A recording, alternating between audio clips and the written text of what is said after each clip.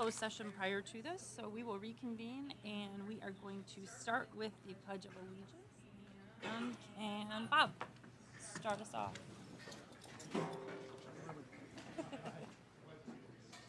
flag of the United States of America and to the republic for which it stands, one nation, under God, indivisible, with liberty and justice for all.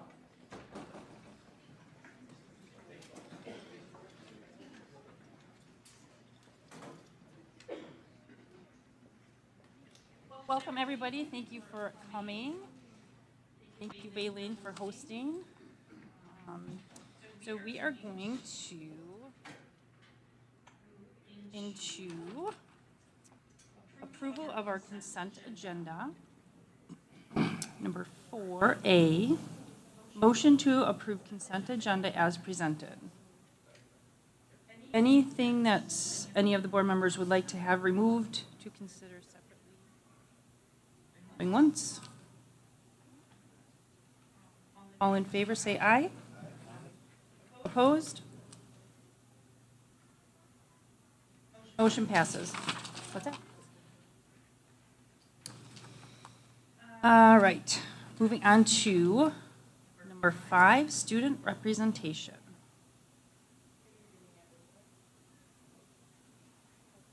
All right. We'll start off with Muskego High School. So on January 26th, MHS had its Winterizer event featuring girls and boys wrestling, basketball, and as well as the dance and cheer teams. On the 31st of January, MHS had its course information night, where students could learn more about the classes they were interested in for next year. Summer school registration is now open until this Wednesday. The number of parking spots has now been fulfilled by the number of sold parking passes, meaning any additional parking passes needed will be sold at a discounted price for satellite parking in the soccer lots. The MHS robotics team is having a robot reveal on February 21st. To attend, fill out the RSVP, which is due by the 13th. Student Council recognized our school counselors, which for their appreciation week. The musical Chicago has its opening night this Thursday. The cast, crew, and pit have been working hard leading up to the show. FBLA had their regional competition, having their most successful regional event ever with 31 of our students moving on to the state competition. Parent-teacher conferences are on February 21st. Signups are now open. Boys basketball continued their success this season with wins against McGuanago and Waukesha North. Girls wrestling competed at the Classic 8 tournament at Kettle Moraine. Sophia Peterson, Brooke Shelley, Killian Kiernan, and Kaylin Geiger were conference champions. Girls basketball is also having success, finding 2 wins recently against McGuanago and the Waukesha Southwest Co-op, and they came first in their conference bracket. The MHS forensics team competed at Slinger recently, with 3 of our Warriors coming in first place. And the MHS dance team went to state, where they came second in kick and 5th in palm. Moving on to Lake Danoon. Lake Danoon students had their dodgeball tournament last Friday, which helped to raise money for Lake Danoon Scholarship Fund. Tickets for the Lake Danoon musical production of Wizard of Oz Jr. are now available. Opening night is Friday, March 1st, and they close the production on the 2nd. Open gyms will continue on Saturday mornings throughout February. Parent-teacher conferences will be held on February 21st. Throughout February, Lake Danoon's National Junior Honor Society will be collecting funds for Haws. 7th and 8th grade students can sign up for the Fab Lab, which is back. They meet on Mondays and Thursdays this month. World Language Club is now open to students, and the next meeting is this Thursday. And the Scholastic Book Fair will be held on February 19th to the 22nd from 10 to 3 and 4 to 8 on the 21st during parent-teacher conferences. At Muskego Lakes will be holding their parent-teacher conferences this Thursday, and they'll be in person and virtual. Muskego Lakes' production of Willy Wonka Jr. is now selling tickets. Opening night is April 6th, and they close the show the next day. Muskego Lakes Student Council had a successful hygiene drive, which ended on the 31st. The 8th grade career exploration event will be held on Friday, February 23rd. If you want to shout out a staff member, you can fill out a form on the Muskego Lakes newsletter, and the deadline to buy yearbooks is March 1st. At Bay Lane, registration for Girls on the Run begins February 19th and is open to 3rd and 4th grade girls. On March 6th, Bay Lane is holding its Blaze and Books event, where the students will partake in fun reading activities and take pictures with Blaze and students and parents can shop at the book fair. Students celebrated their 100th day of school with fun crafts and activities. Third grader Preston H. was selected as Music Student of the Month for January. Second grade students celebrated the 102nd day of school by dressing up as elderly. Bay Lane had their pool party held at MHS on the 8th with the help of volunteers. The Bobcat Expo sign-up is now available. Sign-ups are ending on March 8th. This is an opportunity for students to share their knowledge they learned through research or experiments with their peers. Bay Lane is having a book fair March 4th through the 8th. Students are receiving $8 from the PTO to buy books. At Lakeview celebrated the 100th day of school also by dressing up like they were 100. During the week of January 22nd through February 2nd, all grades were practicing their bowling skills while practicing teamwork while they rotated through roles. During the week of February 5th through the 9th, kindergarten through first grade played a game called Poison Ball, where they used their lower body strength to avoid the poison ball being rolled at them. Second through fourth graders played a game called Cage Ball, where they used their lower body strength on scooters and worked on good sportsmanship while playing. Art students are finishing up their portraits and 1D perspective pieces. At Mill Valley, on the 31st, they celebrated their 100th day of school by dressing up like they were 100. Third and fourth graders enjoyed the virtual visit from Newbery medalist authors of Dogtown. Spring parent-teacher conferences are going to be held on March 13th and 14th.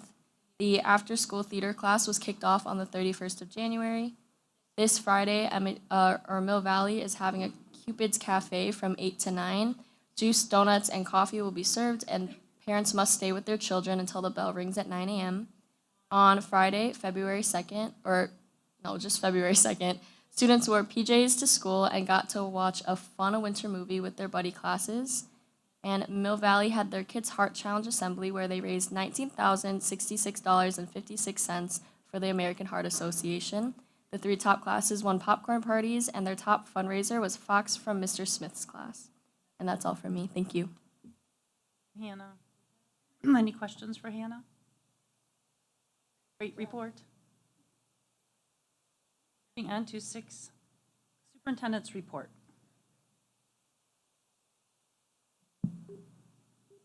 Just reconnecting with Kevin, who's on the box tonight.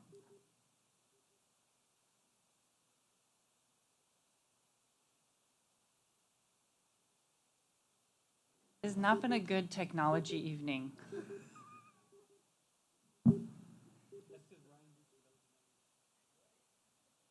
Should we just call him on his cell?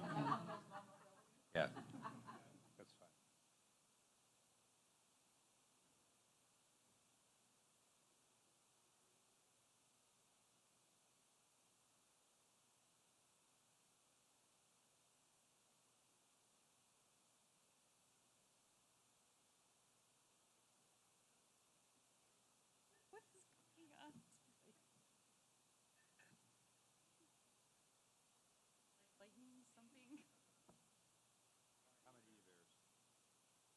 All right, Bay Lane Administration, thank you for your patience and waiting while we were getting Mr. Zimmerman on the phone. Are you good?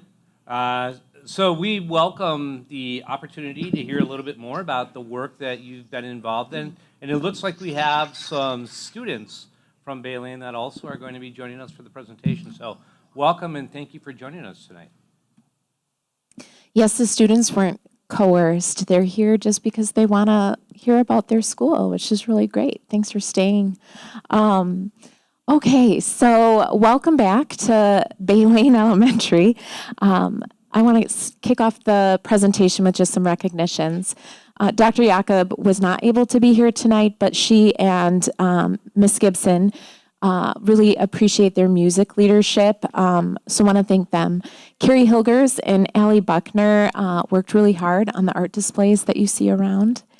Anne-Marie Klatt does an excellent job as an adult facilitator leader of our Reading and Power team. Our custodial team for lots of extra effort to prepare the building. And a shout out to Alyssa Myers for a lot of the beautiful photography you're going to see in this presentation and the very short video we have at the end. Okay, so Bay Lane, as the largest elementary school in the state, Bay Lane is home to about 934 for K through 4th grade students and about 140 team members.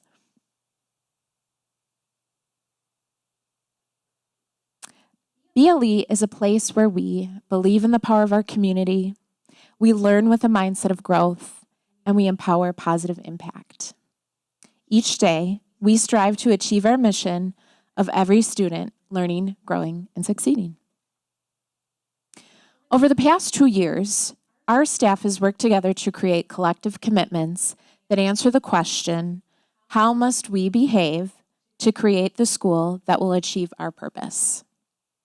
We will embed these commitments into the presentation tonight, providing exemplars of how we work together to realize our mission and our vision. Our first commitment, we work together around a common purpose and goals, is exemplified in our school data picture. You will hear about our current state, action steps we're implementing on our journey of continuous improvement, and celebrations that come as a result of our work. Let's start by taking a look at our Wisconsin DPI report card results. Here, you see a 3-year overview. Since opening 6 years ago, every Baylane report card has achieved a 5-star rating. While we see this as a celebration, we also know that there is a downward trend in our data, particularly in our most recent report card. One area that stands out is the addition of the target group outcomes category, which you can see bolded in the bottom right corner. We quickly realized that we needed to spend time digging into this more. Target group outcomes are based off of the group of students composed of roughly the bottom 25% of performance based on the prior year's forward assessment results.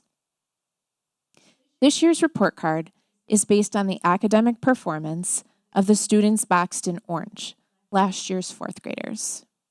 Next year's report card will reflect the performance of students boxed in black, this year's 4th graders.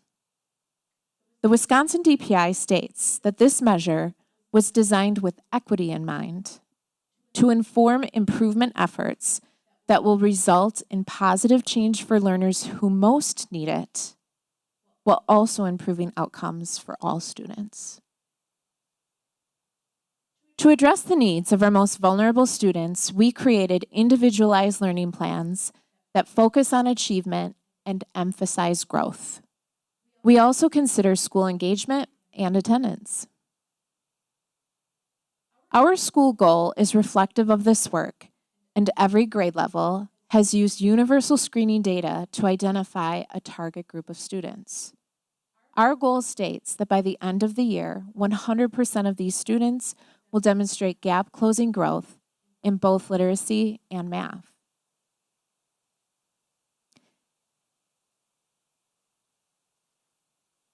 So how do we ensure this happens?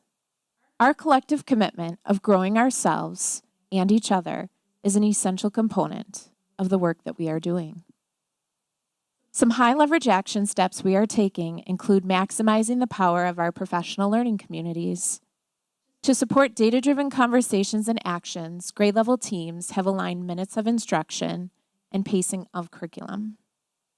This allows teams to uncover the essential standards and skills that need extra attention. They then plan for rigorous and intentional small group instruction. To elevate this work, we have recalibrated our support staff schedule to increase their classroom availability. Our teaching and learning coach team has provided training and coaching for teachers and support staff on explicit instructional routines. Finally, we have emphasized a school culture that prioritizes learning for all by reinforcing our school-wide expectation that Baylane is a respectful, responsible community. After the DPI report card results were released, we had a whole school PLC to dig into the data. We analyzed our current state and asked ourselves these essential questions. Are the actions we are taking enough to change the trajectory, and how will we know? Taking a look at our winter growth targets allows us to see that we are on track and also that we still have work to do. On this slide, you can see the percentage of identified target group students who have met their winter growth benchmark. When you compare last winter to this winter, you can see that more students are on track to meet their goal by the end of the year. This slide looks at achievement and represents our 4th grade students in the forward target group. Looking from fall to winter, you will see that the number of students who are advanced and proficient is increasing, while the number of students who are identified as at risk is decreasing. We also recognize that we have more work to do. One of the ways we are addressing this is by using a growth and achievement proficiency matrix. During our January data check-in, we identified our students who continue to exhibit low growth and low achievement on the STAR assessment. When this happens, we revise the students' individualized instruction plan by reviewing their current interventions and considering how these can be supplemented or replaced. In some cases, we may refer a student for a deeper dive and invite families to join us for a child study team process.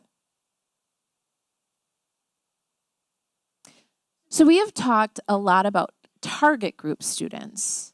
Now I want to bring us back to our collective commitment of we work together around a common purpose and goals.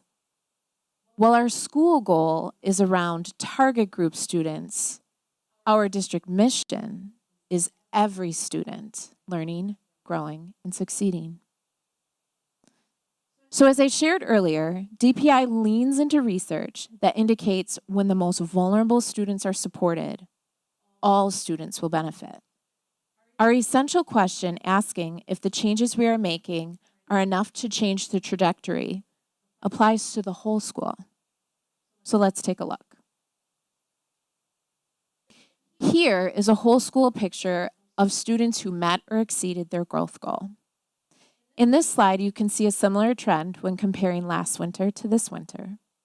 Overall, more students are meeting their mid-year growth benchmark than in the previous year. You will see similar trends when looking at achievement. This slide shows our whole school achievement trends when compared year to year. We are increasing the number of students who are proficient while decreasing the number of students who are at risk. Our whole school fall to winter data also supports this trend. We are pleased to see that the efforts we are making are having an impact. And we also recognize that we have work to do. So, we are on a journey. Another collective commitment at BLE is we are committed to growing the whole child. We do a lot at Baylane Elementary. Our students have rich opportunities to learn and grow, both in and out of the classroom.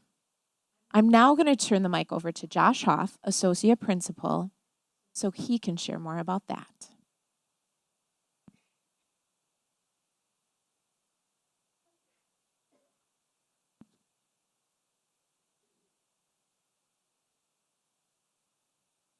All right, good evening. Earlier tonight, you had the opportunity to hear about some of our Student Empower initiatives. For those of you that joined us at the board dinner, you had the opportunity to sit and chat with students on our Reading and Power Committee.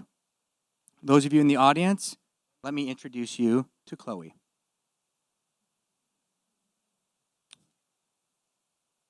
When asked, why do you join the Empower teams?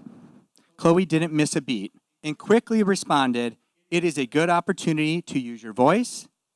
You are a kid, but you can still do fun things and make a difference. Students at BLE have many opportunities to take on leadership roles and bring their collective ideas to life. Chloe believes she makes a difference because she can get more kids to read by promoting One Book, One School, Blazing Books, and launching our summer reading program. Students at BLE, those that are sitting here in the front, are just a small section, a cross-section of the students and the initiatives that we have here at Baylane centered around community building, school spirit, kindergarten open house, reading club, music club, and math club. Another BLE collective commitment is we ensure that all stakeholders have a voice. One of the measures around this commitment is the Family Engagement Survey. This survey provides crucial measures we use in order to analyze, plan, and develop strategic actions connected to growing our parent-caregiver satisfaction outcomes. Our year-to-year mean scores indicate we are maintaining a high level of consistency and are committed to setting high standards and actions that will yield positive parent-caregiver experiences for the families we serve. The survey question of, I regularly receive feedback from school staff on how my child is learning is the lowest rated survey item year over year. An action for this year was the deployment of a feedback template that clarifies for staff and for families what is communication and what is feedback. Communication is what my child is doing and learning. Feedback is how my child is doing in school, and that distinct difference was imperative. Grade level teams calibrated on the frequency and the evidence of student learning to be sent home to families throughout the school year. All families received this feedback form at the start of the school year so families can understand our commitment around their child's learning. Here are 2 survey responses that demonstrate our actions are having an impact. Communication is excellent at this school. My child's teacher consistently provides feedback about my child's growth and involves me in the decisions regarding my child's growth and education. A second parent caregiver said, I appreciate the collaboration between myself as the parent and teacher. Both my children's teachers are always available to answer any questions and work with me as a team on any concerns with my children's learning and behaviors. This is further evidenced by, through our goal to increase our overall benchmark score from 4.07 and 4.12 as it relates to I received feedback on my child's learning. Through those strategic check-ins throughout the year and building a clear initiative, we collectively have met our goal with the understanding that we will continue to explore an action plan in the years ahead. I'm now going to turn the mic over to Associate Principal Josh Griffey.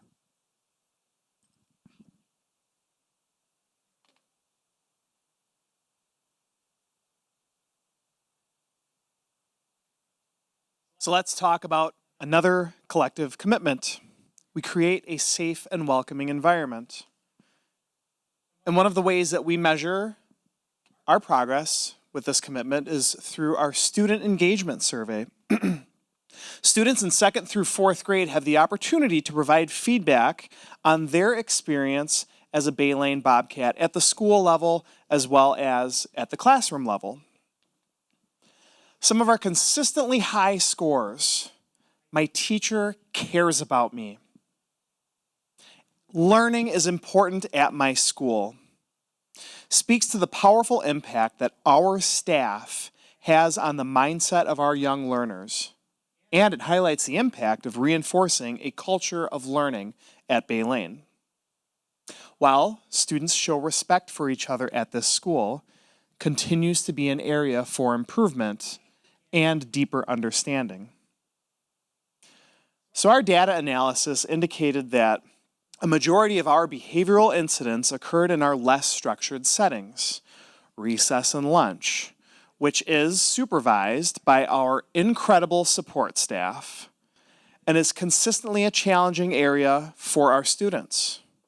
One thing that we realized is that we've continued to try to fix what's not working, and we've continued to see the same results. So we're currently leaning into what research says does work, including positive relationships with adults and explicit feedback and recognition of expected and positive behaviors. Which takes us to our next collective commitment. We serve as positive role models. One of our high leverage action steps included providing opportunities for our support staff to take a greater role in student learning.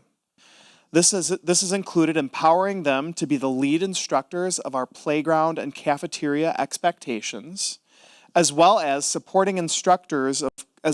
becoming supporting instructors of classroom learning.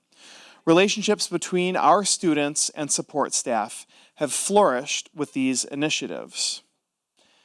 In fact, our educational assistant team is also leading an opportunity to build deeper connections with children and families. They have committed to writing individualized, specific positive feedback postcards to every Baylane Bobcat to specifically highlight the positive things that children are doing each day and to show that our EAs know and care about the children. Students come back to school to share how proud they are to receive the postcards, and this has, in addition, led to stronger relationships between our support staff and families, and an increase in specific positive written feedback to families. In addition, we've improved positive student recognition by implementing a Student of the Week program, allowing teachers to specifically recognize students for being respectful and responsible community members. But who better to speak to the student experience than some of the students themselves? Here are a few of last week's recognized Students of the Week who will be sharing and describing their school.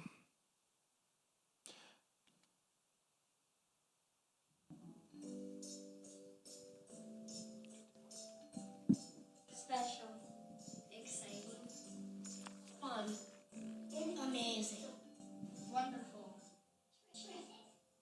extraordinary, powerful, wow, great, amazing. Baylane is the best. Baylane off.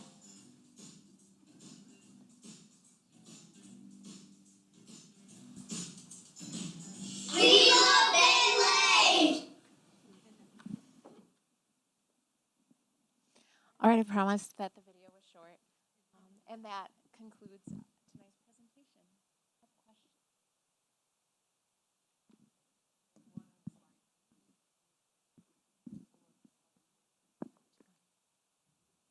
What is it? So on your data that you got numbers at Oh, yeah. are those actual individual? That's the number of students that took the test. Oh, Yes, so we had 265 students take the early literacy test and 275 so that would be our first grade students. out of 900 and Correct. Yeah. then any plans on what you're going? Well, the SLA program is run by these guys, and they in fact were just talking with teaching and learning coaches today about how we are going to do just that. So there are definitely plans to do that. Yeah.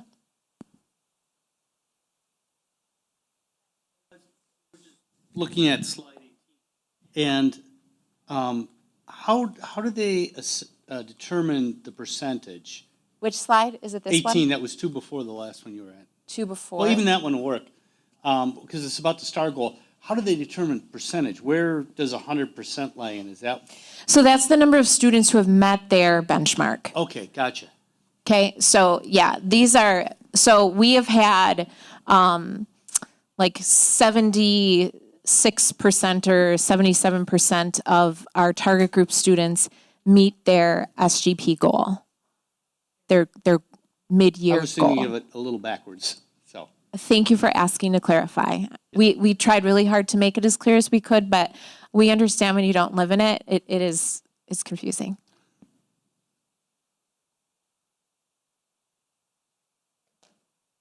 I'm glad that you addressed just the trends of what's going on with scores here. They are concerning as a board when you look at the other elementary schools and compared to this. We're very different. You're a larger school. I'm glad to see things are improving. What are you doing? What are you doing differently now that is showing that? Because we do PLCs, we do all that, all of those things. Are your interventionists more involved? Are you doing things differently than the other schools that are affecting scores? Like, That's Terry, you ask for a lot of information in a question, right? And I appreciate that you recognize the fact that Baleen is different. And we've had a very different journey these past, we're in our 6th year of existence. And in every one of those years, we've had really unique situations happen to us that, like our only Baleen can say, okay, this happened. We have done PLCs just like every other school. I will tell you that figuring out how to bring clusters of teachers together from different elementary school cultures and then put them around a table when we're used to having PLCs with 2, 3, 4 people to, okay, now we're sitting around a table with 10. It's challenging, and it has truly been something that I think we are still trying to figure out and will continue to have to work on.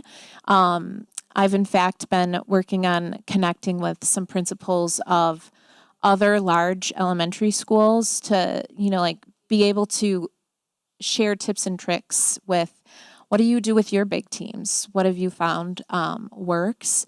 One of the things that we did realize is we really needed to do a better job of aligning the curriculum and when we're teaching it.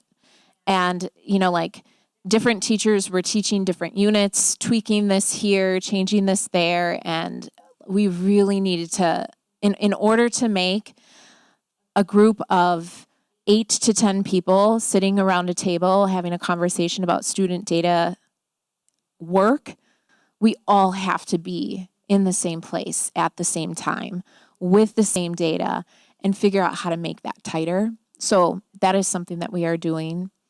The small group instruction, we've always done small group instruction, but we completely realigned our support staff schedule. Another part of Baleen Elementary is the fact that we have, every grade level has their own recess. So we have 10 recesses every day, 5 lunches, and our support staff, the amount of support staff minutes that go into making sure that there are coverage for those things to happen means that they are on the playground or at lunch and not in the classroom. And so we have worked really hard to try to tighten the downtime that might happen in between to tighten transitions. It used to be that we assigned our support staff by grade level exclusively, and then the support staff might be available when the students were in specials, and that doesn't make sense, right? And so it was actually the work of Josh and Josh, and they went through, and now support staff and EA might spend 60 minutes in the morning in first grade, and then they're going to switch to third grade, and then they're going to switch over and hang out with kindergarten for a little bit, and then to fourth grade. But we are putting the EAs when they are not doing the lunch and recess coverage in the classroom at the time when students are doing reading or math. And so that is a big shift for us as well. Does that answer your question? We could probably talk all night about it. do you use interventionists for the students that are struggling? Or do they come in, do they work individually with those kids? Yes.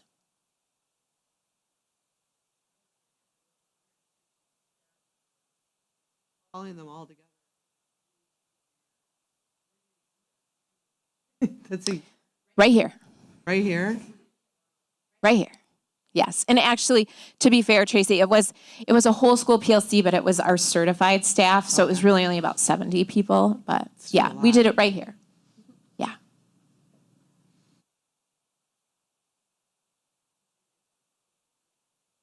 I didn't realize we were the largest in the state.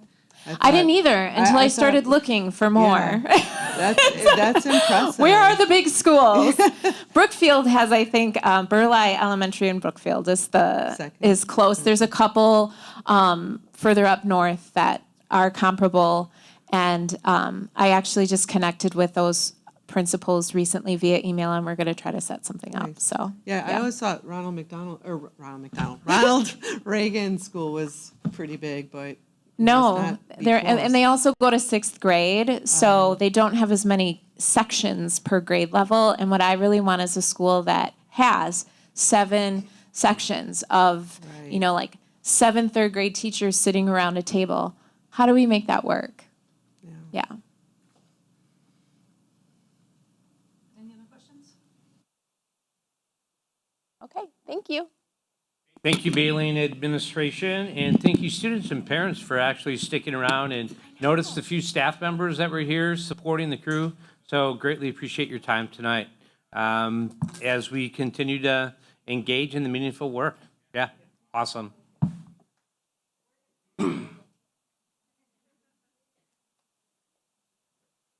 So the second item on the superintendent report would be the mid-year report on AODA updates.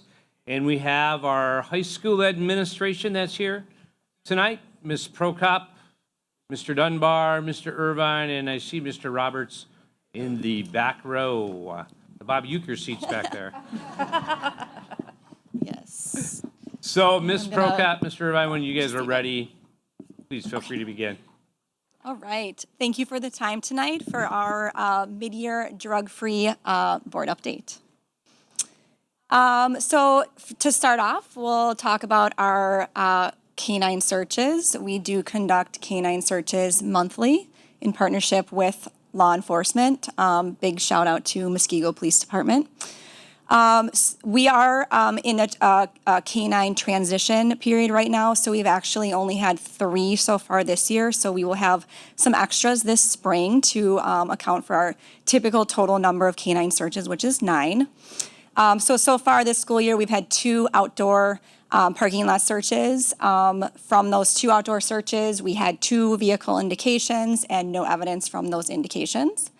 And then we had 1 indoor classroom search, which is typically about 6 to 8 classrooms, a couple of bathrooms thrown in there as well. We did have 1 indication from that indoor classroom search, and then there was no evidence as a result of that indication. So here is a bar graph. I do want to point out that the other years are the full year. So we are at a mid-year point with the 3 searches I had mentioned. So significantly lower than the full year, of course. And then 1920 still on there is that shortened year. Okay. Next, to report on our random drug testing program. This is also a monthly program. Any student who is in a co-curricular activity or who holds a parking permit is in our pool to be randomly selected. For this drug testing panel. Each month we do randomly select 15 students, and then the panel consists of testing for those substances there that you see. The most common, the only ones that we see showing up on our tests are nicotine and marijuana. And then 2 students per month who are involved in co-curriculars are given the PED, the Performance Enhancing Drug Panel. So to date, we have tested 90 students across 6 test dates since August. And we have had, to date, 18 positive results. That includes 11 nicotine-only positives, 4 nicotine and marijuana positives, and then 3 students who refused to test, which serves as a positive result. So here is our historical information. Again, the years prior are full years. We are at our mid-year point. As you can see, we were hoping that the downward trend we had last year would continue, but we are about at that, at mid-year about the same as end of last year.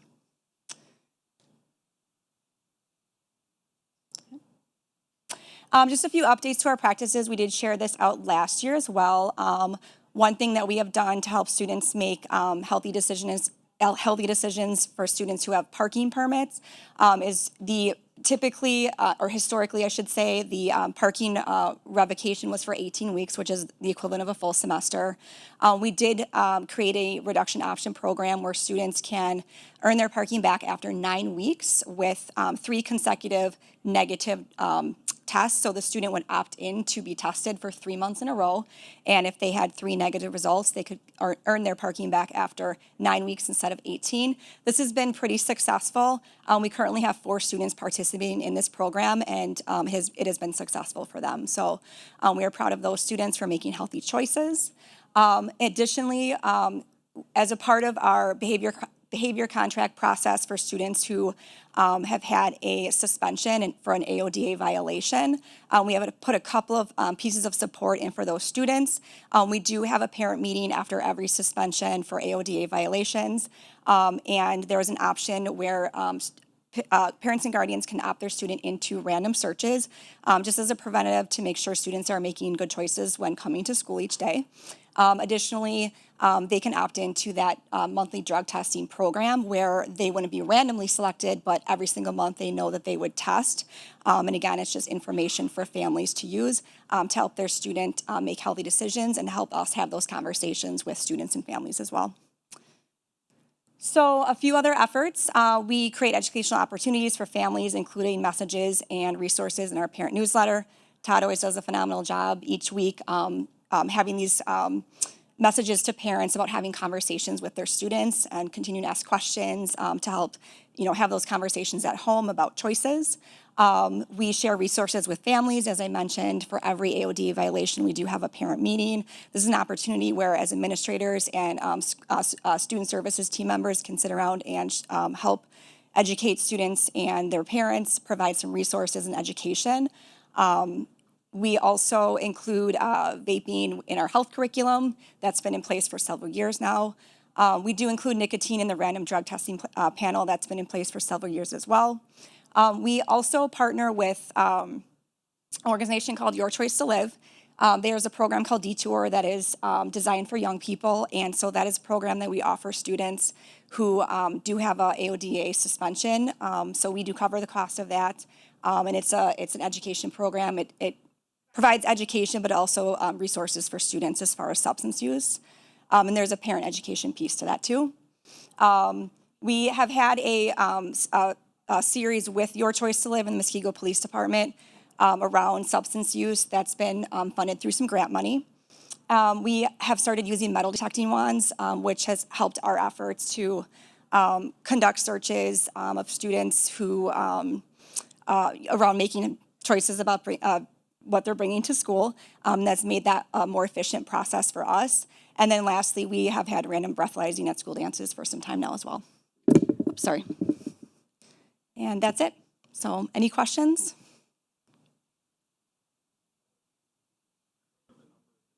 Mm-hmm. Yeah, correct. Those are all unique. Mm-hmm.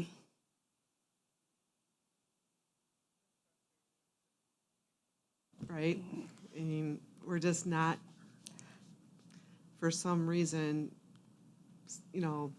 affecting the way that they're making their choices. So it's frustrating. Mm-hmm. Yeah. Did you want to share something? Yeah. Okay. I just can't say enough how much I appreciate that. It is really alarming if you go back to the slide that shows the number of positive indications we've had through RDT. Mm-hmm. And then what's really interesting to me is the difference in indications between the dog searches. The reality is the game has changed. First off, dogs don't indicate on nicotine. They just don't. From a police lens, that isn't something that is a high leverage, worth the training and all those pieces, and completely respect that. The reality of how THC and marijuana have changed over the last 10 years is insane. It is no longer a bag of weed, leafy substance that they're burning and the stench sticks with people for weeks. They're now in hermetically sealed little cartridges that you can drive less than an hour and go buy legally. So our students unfortunately have insanely easy access to it. The reality is in our own vape shops, in our own community, there's been situations where they've sold to our young adults. So again, I'm grateful for the partnership of our leadership team and our board and the different ways you've empowered us to continue to have conversations with our families. I wish there was an easy answer because this is a very serious issue. And my heart breaks because this generation is going to end up being kind of the guinea pig for the health implications of this. I go back to when smoking first became a thing that was cool. And then as science learned a little bit more about the health implications and how it impacted people in a lot of different ways, students and young adults still don't understand how this highly intensified vaporization process is going to do things to their lungs, reproductive systems, addiction issues. So we have a responsibility to continue to ask the question and try to help our parents understand that this is a very real threat to their kids' health and safety. As far as some things to do, I think we really do need to take a hard look at when we start these conversations.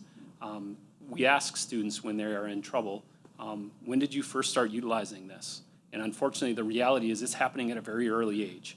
And again, it's heartbreaking to me when we just sat in a room and we watched fourth graders play a ukulele, and I'm thinking about in a year, the reality is statistically, someone's probably going to put a vape in front of one of their faces at some point in their middle school experience. So how do we continue to have that conversation at an earlier and earlier age? Because our freshmen are struggling with this a lot, and they aren't just trying it out at high school. Those students who we're catching are saying, I've been doing it for 3 years, and it's heartbreaking. So we have work to do. I would love to tell you we're standing here with an answer, but I believe in our system's approach to saying when we identify a problem, we're going to work relentlessly to find better ways to support our students and support our families. And I also do, because this is this balance of things, as I'm looking at an absolute superstar student, please keep in mind we do have some awesome students who are great role models, and I also believe in this balance of how do we make more prevalent those who are making great decisions, like after school, outside working on lacrosse skills on a beautiful February day, staying late on a Monday night to talk to a board. Like, how do we create more co-curricular experiences to keep kids connected in the right stuff, to grow those skills, and keep them on a path where they're not willing to lose all of this for this horrific drug?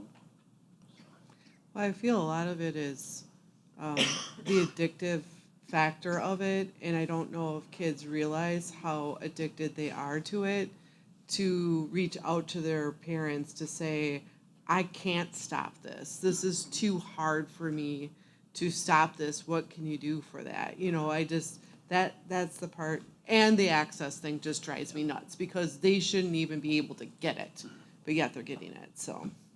And it's easier to hide. It's all those Yeah. pieces that are contributing to that. And But I think a lot of kids are struggling with the addiction part. And it's a hard conversation to have, and sometimes they may not even fully understand what it is. They just know they feel better when they use. Yeah. And I always ask the question, again, I'm goofy for lots of reasons. Why does a student feel a need to use at 7:30 on a Wednesday morning? Like, what's going on in your world that your heart or your personality feels like you need to use a substance at this point? You should be smiling, and I get your teenagers, you might not be super happy at that point in school, but how do we help make sure they're excited to come to school because of the relationships, the connections, the opportunities they have? So we got to keep working on that. Dr. Diaz is talking again this year at our PEDS conference about vaping, and I talked to her again, and she's willing to share her presentation again with our district. So I'll send that to you once it's completed. Yes, sir. Let me ask you 2 questions. First, one I ask you every year. What happens when we have a positive hit on something such as a drug search, but no evidence? We do contact the parents and work with them. Is it just a contact, or do we actually do something more than just say, hey, we had this hit? Do you try to work with the parents and the students to resolve possible issues of the student using? Yep. Love that question because, again, it speaks to the importance of partnership. Like, this really has to be a strong partnership. And I would love to tell you all those conversations go great. I'm really proud of the approach that they take and the efforts that they take in that conversation because there's still this stigma, too, where I do feel my heart hurts a bit for parents because when they first hear that, they're like, well, my kid's not a bad kid. And sometimes there's this defensiveness, like, if you're using nicotine or a vape, you're a bad kid. You're not a bad kid. There are incredibly awesome kids who are using this because it's super easy to access. It's socially normalized across America. And helping our parents understand that making a mistake like this doesn't make you a bad kid. We're not reaching out to you because we're mad, angry, upset, or you have a bad kid. You have an awesome kid, and we're worried about their health and their well-being. Sometimes they're open right away in the conversation. Other times it takes repeated conversations, and we look for other avenues to open up that door, or sometimes there's other flags. maybe a decrease in grades, maybe it's an attendance issue, because again, another shocking thing, if you're not in class and you're skipping out to go to your vehicle for something, why in the middle of the day would you need to go to your car? What did you leave in your car? Like, fascinating. So there's often other pathways that we can take to reinforce the message that, look, please, there's a challenge. The other piece that they really reinforce that I'm proud of them for is these tests are cheap. You can go on Amazon and you can get 15 urine tests for about $20. Now, again, most parents aren't super excited about the aspect of asking your teenager to, but pee in a cup. I get it. As a parent myself, I did it with my kids. You want the information so you can have those conversations. The other question is, the 90 students tested across 6 test states. How many of those random polls were repeats? How many times have students been tested twice just randomly? Good question. I would say of those 90 students, if I had to estimate, maybe 4 or 5, because that does happen, because when they're pulled out of a hat, so to speak, their name is, or student ID number is put back in. So over 4 years, a student could theoretically test twice. So, and that does happen. So like of those 90, I would say a handful. Okay. Because I have mixed feelings about not having them test twice if they didn't test positive, because now all of a sudden they think, oh, I'm safe, I'm not going to be randomly drug tested. But on the other hand, we can reach a few more students by not having that limitation. So it's kind of a mixed bag, and I have mixed feelings about that. I don't know which side is better to err on. Yeah. But I appreciate that it's only 4 or 5 that randomly. Apparently, the system's in place enough where it's minimizing it to a point where students still have to be concerned about it. Yeah, I would say anecdotally, the students, it seems like the students who have tested more than once tends to be good results for whatever reason. So usually hasn't been an issue where a student has been tested multiple times and it's continuously positive, because, just seems like that's been the trend at least. So that's a good question.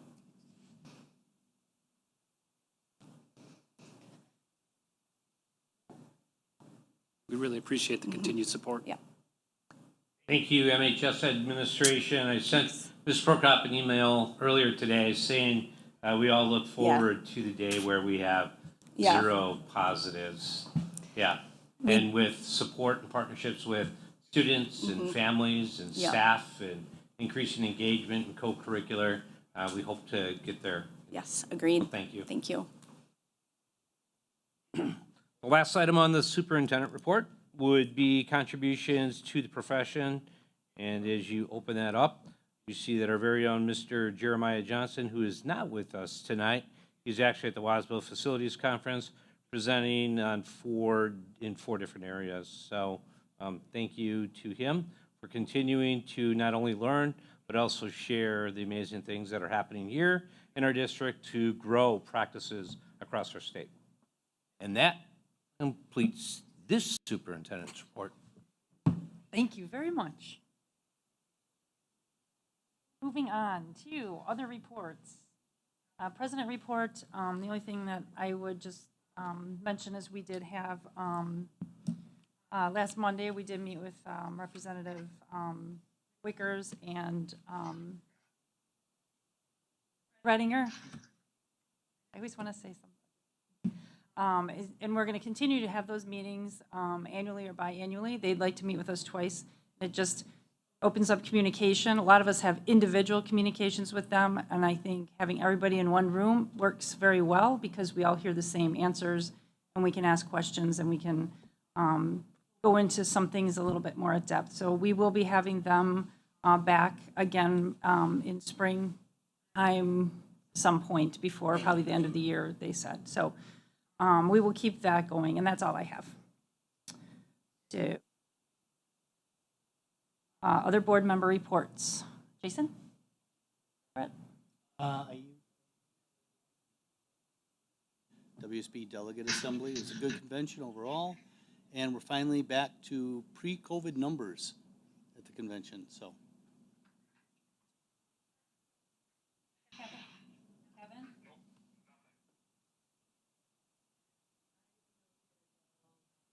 PowerPoint presentation from the WASB conference. That was also something I'll be presenting at the CISA 1 meeting, which is next week, Tuesday. I have not gotten any updated things from them yet because last month's meeting was rescheduled. So as soon as I get something, I will send that off to you guys. And I'm going to be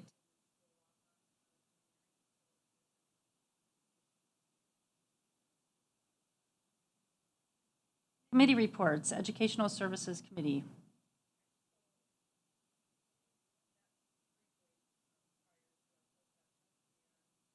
Received an update from Courtney about what's going on with the literacy programs that we're reviewing. We will be in the process of watching ModU in person with a school in the Elmbrook district.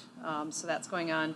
We are still looking at AP Science, environmental science book, and we, as a committee, approved the, to move forward with the AP pre-calc textbooks, that they can get those ordered and taken care of. Thank you for your work on that. Policy Committee report. Okay. And Business Services Committee. No report. But you will be meeting soon? Yes, yes, we'll have to get that on the schedule. All right, on to resolution action items. This is reconsideration of policy revisions from our meeting last month. Recommended policy revisions approved at the January 15th, 2024 board meeting. And discussion. The reason we're bringing these back is because board docs was not working properly at the last meeting, so there wasn't the opportunity for our public to be able to look at the policies that we were looking at, that we could see. So we were bringing it back to give opportunity for them to review and comment or talk about it if they wished. So this is just basically a reconsideration of our previous vote. We're just going to re-vote them in. Does anyone have any other discussion? No? So all in favor, say aye. Opposed? Okay, so that motion passes. We have Food Service Management Company bid approval. And company contract as discussed in closed session. I'm a little confused with, it looks like there's two portions to the, one is to motion to reconsider, and then the motion to actually go through the process again to consider voting for the policies.